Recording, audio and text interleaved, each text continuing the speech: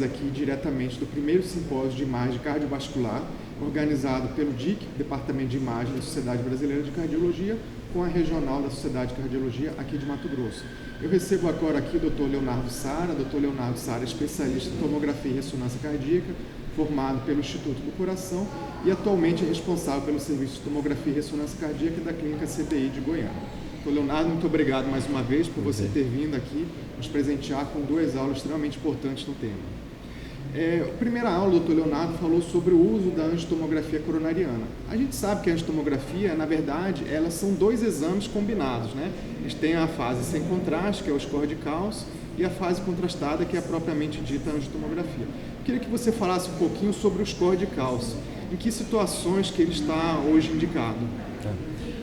Roberto, agradeço demais o convite, é um prazer estar aqui em Cuiabá, participando desse evento, que é um sucesso. Espero que isso seja contínuo e aconteça todos os anos, porque é muito importante aproximar o clínico dos exames de imagem.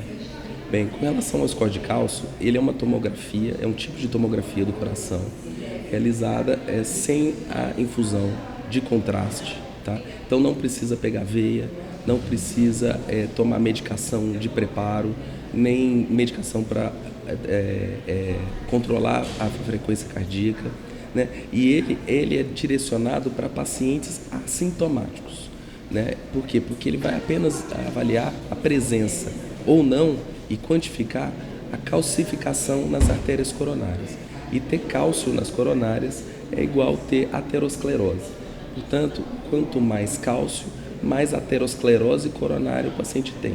Se ele não tem calcificação, ele tem a chance dele ter aterosclerose é muito, muito pequena nas coronárias.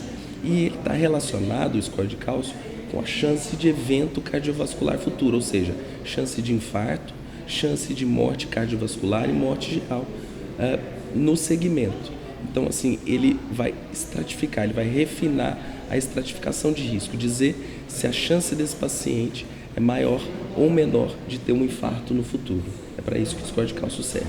E quem seriam esses pacientes que estariam mais indicados, o O score de cálcio ele é indicado para pacientes assintomáticos, pacientes que não sentem nada, né, e que são enquadrados como risco intermediário, ou seja, não são nem aqueles pacientes sem fatores de risco, ou seja, de baixo risco. Esses geralmente não têm indicação, exceto quando tem antecedente familiar positivo, que antecedente familiar é uma coisa muito importante, né? Ter parentes de primeiro grau com infarto precoce é muito importante, mesmo que esse paciente não seja diabético, tabagista, etc.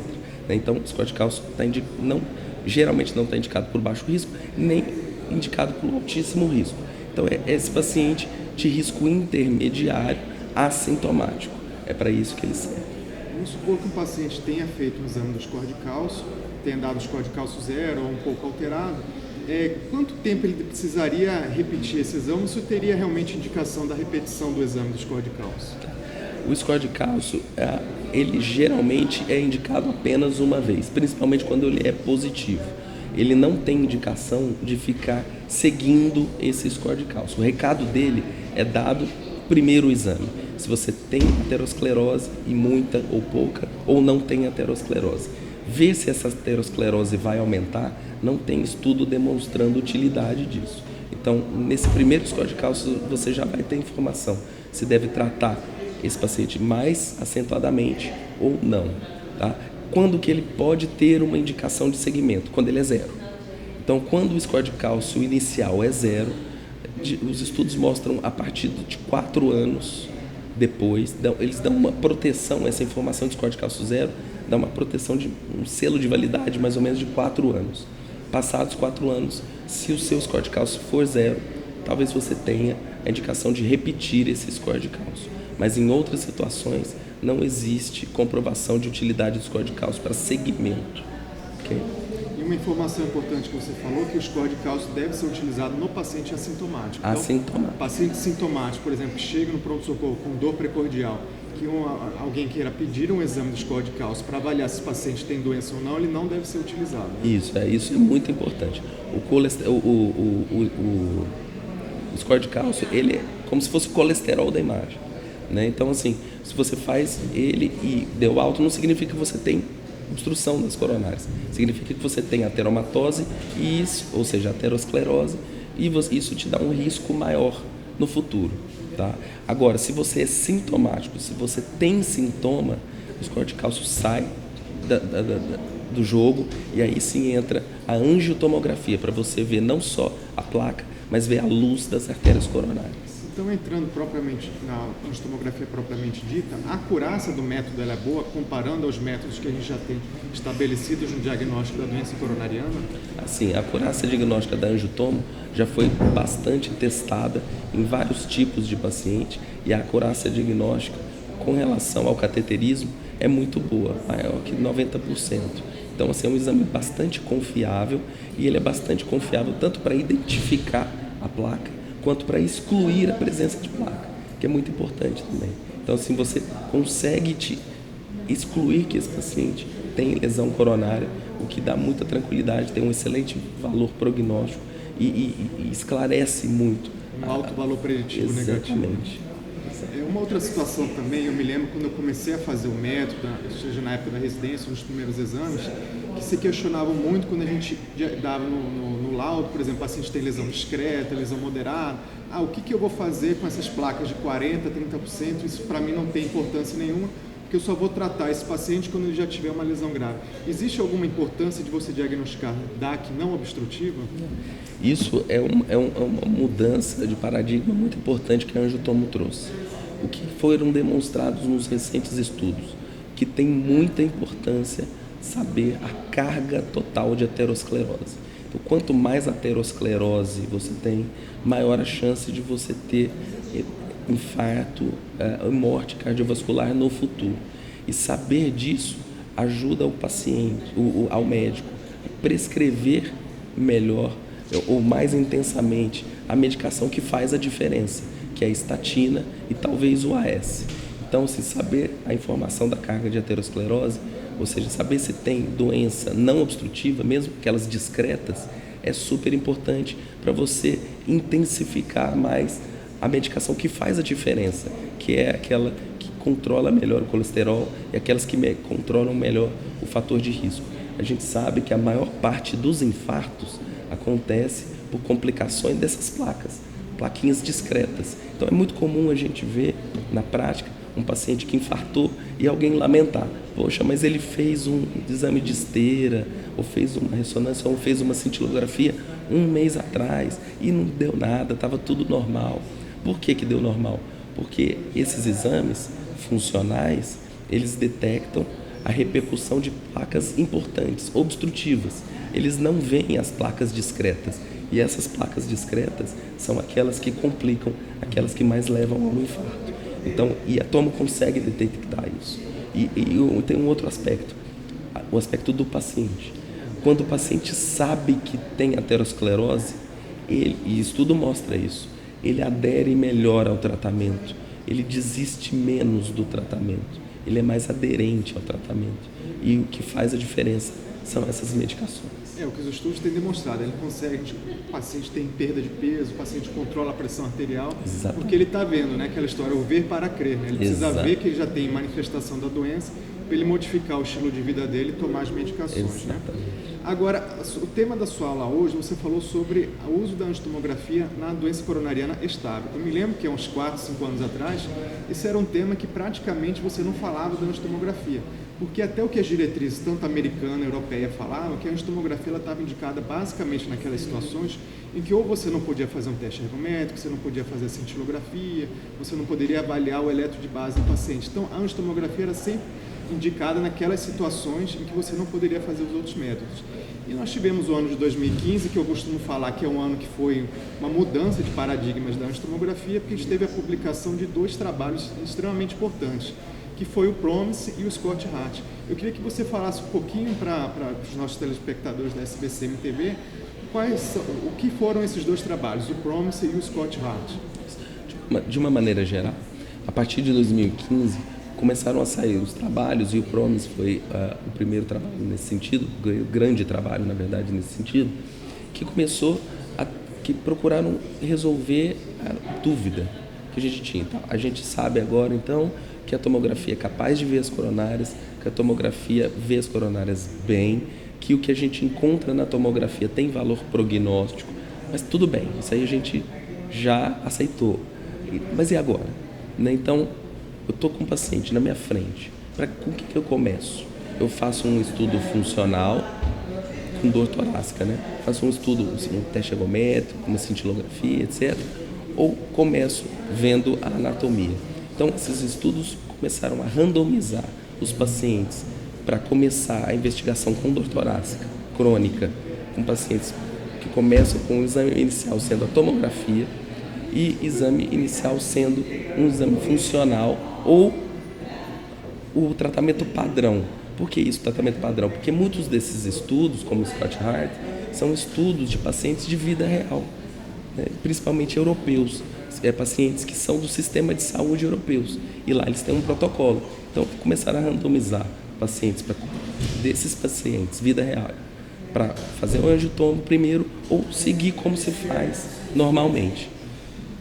E o que esses estudos mostraram no segmento? Que em termos de mortalidade, não houve diferença entre você começar com angiotomo ou começar com um estudo funcional ou começar com um estudo padrão que você utiliza de rotina. Mas o que houve, de maneira muito reforçada, identificado por vários estudos, principalmente no segmento um pouco maior, é que a estratégia, quando você começa a investigação com a angiotomo, reduz o número de infarto não fatal. Então não muda a mortalidade, mas reduz o número de infartos. Isso é muito, muito impactante. Eu costumo comparar, você imagina uma droga sendo testada e essa droga reduz em 30% o número de infartos. Uma droga que todo mundo para e começa a usar, porque é muita coisa, é um evento cardiovascular. Infarto não é morte, mas é quase morte, né? Então, assim, é um evento cardiovascular muito pesado. Então, esses estudos mostraram que, começando com a angiotomo, você reduz o número de infartos. Vários estudos mostraram isso. E os estudos mostraram isso. Alguns mostraram que, paralelamente, você aumenta o número de cateterismos e revascularizações, mas num segmento um pouco maior. Essa alteração não é importante, ou seja, num segmento, como o Scott Hart mostrou, de 5 anos, o número de revascularização e de cateterismo não aumentou. Então, em resumo, esses estudos mostram isso. A estratégia com tomografia não muda a mortalidade comparada com a estratégia funcional, mas é muito provável mesmo que reduz o número de infartos. E esses números, eles têm se mantido entre os diversos estudos que têm sido publicados, né? 35, 38. São achados muito consistentes. Inclusive no segmento de 5 anos de Scott Hart, você teve um aumento desse número, né, de infartos que você teve menos no braço da angiotomografia. Exatamente. E o motivo é aquilo que a gente estava conversando antes, né? Você começa a identificar pacientes que têm doença não obstrutiva, que não receberiam um tratamento medicamentoso com a S-estatina adequados. Você identifica esses pacientes e trata melhor eles. Você identifica pacientes normais que não precisam de tratamento, que não têm benefício em tratamento. E identifica pacientes que têm doença, que se beneficiam muito do tratamento. Então, você alocando melhor o tratamento medicamentoso no segmento, esses pacientes vão ter menos infarto. Isso tudo acabou culminando, né, com a publicação da revisão do NICE, né? O NICE, então, é um órgão do governo inglês que ele auxilia o NHS. A gente sabe que o sistema de saúde britânico ele é eminentemente público, é um sistema que funciona com qualidade. Ele acabou atualizando a diretriz deles de doença coronariana estável, inclusive colocando a angiotomografia como o primeiro método de indicação. Então, assim, como é um sistema de saúde público preocupado com custos, mostra que a angiotomografia não é um método que aumenta custos, né? Exatamente. O sistema de saúde britânico, o NICE, né, que a gente chama, o NICE, ele é muito observado pelo Ministério de Saúde brasileiro, pela Agência Nacional de Saúde. Por quê? Porque é um sistema de saúde público, né, em que não só análise de acurácia, mas análise de custo-efetividade é muito importante. Então, a equipe que determina essas evidências do NICE, ela é composta não apenas de médicos clínicos ou médicos que fazem o exame, mas médicos profissionais em análise de custo. em economistas da saúde. Então, a análise é muito voltada nesse sentido. Então, o NICE, ao adotar a tomografia como exame de primeira escolha, é um grande reforço de que é um método muito útil, principalmente em termos de acurácia e custo-efetividade. Nós tivemos também agora uma atualização da diretriz da Sociedade Europeia de DAC estável, também já colocando a indicação da angiotomografia como primeiro exame, né? A avaliação. Isso. As diretrizes da Sociedade Europeia de Cardiologia acabaram de publicar, aumentando o nível de recomendação da angiotomo para classe 1, no mesmo patamar dos estudos funcionais, né? Isso tudo resultado desses estudos que a gente está comentando. Agora, para o futuro aí da angiotomografia, a gente vê uma área que tem se desenvolvido muito, que é a avaliação de perfusão pela angiotomografia. A gente tem hoje basicamente duas situações. Você pode fazer a avaliação pela FFR e você pode fazer a avaliação pela perfusão naquele protocolo semelhante ao que é feito pela ressonância, pela cintilografia. Eu queria que você explicasse um pouquinho para os nossos telespectadores como é que funciona a técnica do FFR, CT. Isso. A técnica do FFR é uma técnica extremamente complexa, que avalia, utiliza análise de fluxos, ou seja, a fisiologia de análise de fluxo é uma técnica extremamente complicada, tá? Que a tecnologia mais utilizada, ela é patenteada por uma empresa americana, portanto, ela é pouco disponível no mundo. No Brasil, ela não é disponível, ela não tem Anvisa ainda. Então, assim, ela ainda não é muito disponível e são poucos os cardiologistas e médicos que têm afinidade na utilização dessa técnica. Mas os fabricantes estão começando a desenvolver, todos os fabricantes estão começando a desenvolver técnicas de FFR-CT instaladas no próprio console, né? Em que você consegue avaliar o FFR utilizando inteligência artificial, machine learning, ou seja, e esse software localizado no console e na estação de trabalho, de uma maneira muito fácil. É uma técnica que ainda está em desenvolvimento, que não é amplamente disseminada, mas eu vejo com muitos bons olhos o futuro dessa técnica para resolver lesões moderadas, lesões intermediárias, quanto à repercussão fisiológica daquela lesão de maneira não invasiva pela tomografia.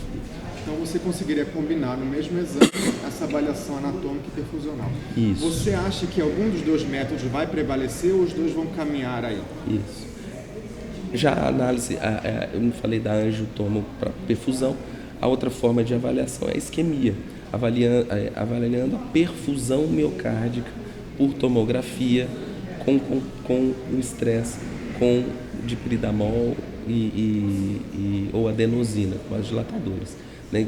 Um esquema parecido com a ressonância, você vê defeitos perfusionais no músculo. Já existem estudos avaliando isso, o CORE 320 é um estudo mais clássico, publicado no European Heart Journal, que mostrou que a perfusão, a análise da perfusão pela angiotomografia pode melhorar muito a acurácia diagnóstica do método como um todo, principalmente aumentando a especificidade. Bem, eu acho que são métodos que vão abordar a isquemia de maneira diferente.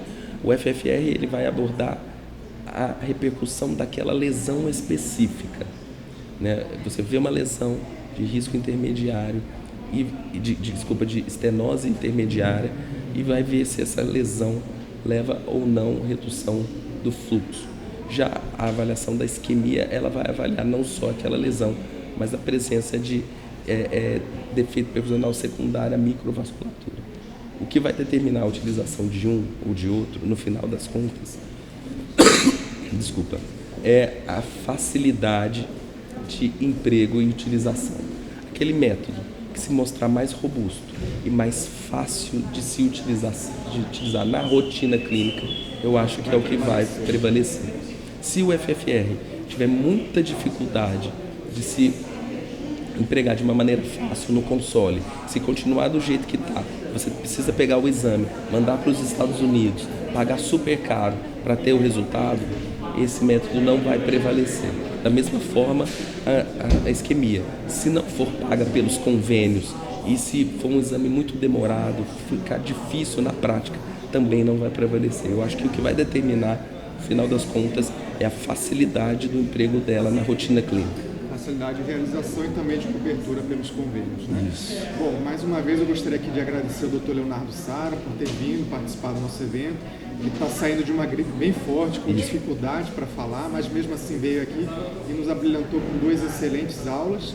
Dr. Leonardo Sara, que vai ser o futuro presidente da Sociedade Brasileira de Cardiologia de Goiás, né? E fica aqui já o convite para participar dos nossos próximos eventos aí da nossa sociedade. Isso, eu espero fazer um ótimo trabalho, assim como o Roberto fez aqui. Muito obrigado pelo convite de novo. Muito obrigado.